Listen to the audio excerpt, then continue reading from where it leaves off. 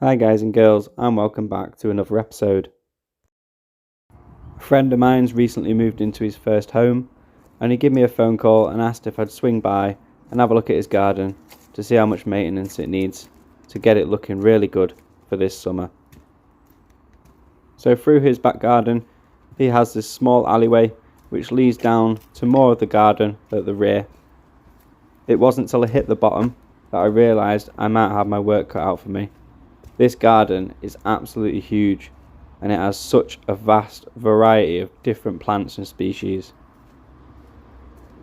And here he is, in his garden, tending to his bees. Despite how daunting the size of this garden may seem, I'm really excited to get stuck in. Here's a little video of him trying to find the queen bee, which he placed into the colony a few days ago. As you can see from the next couple of images, the garden itself is quite dense with vegetation and different species. The borders are also overrun, so that'll be the first job on my to-do list. Also, my biggest concern at this point is operating a lawnmower so close to a beehive, so if any of you have worked around these before and have any advice, I'm all ears. After a quick chat with him, we both agreed that the first thing that needs to be addressed is re-establishing all the borders around the perimeter of the lawn. Using my edging tool, I recut the border and raked out any grass and weed that was in the way. I will over time be cutting further back into these borders and removing the grass seen in the photo, but for now I'm just more interested in defining that line around his lawn. You could spend hours looking at all the different species of plant. This is going to be a great learning curve for me, as I don't know too many, I just know the basic types. So I'm going to learn a lot from this project.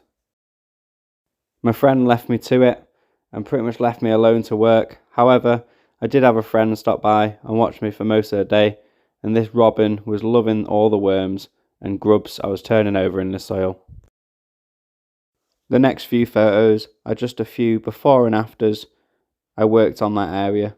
It was hard to sort of stay on track, but I took my time working through the border and pulling any weeds out where I could easily see them.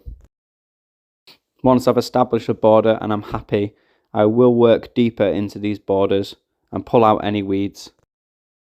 As I've already said previously, it can be quite daunting at times, especially when you look up and see how much is left. I will be documenting multiple videos over the next coming weeks and months on how this project is going. And just as another reminder, if anyone has worked with beehives before and know any precautions or safety elements to take before mowing, then I'm free to listen to any advice.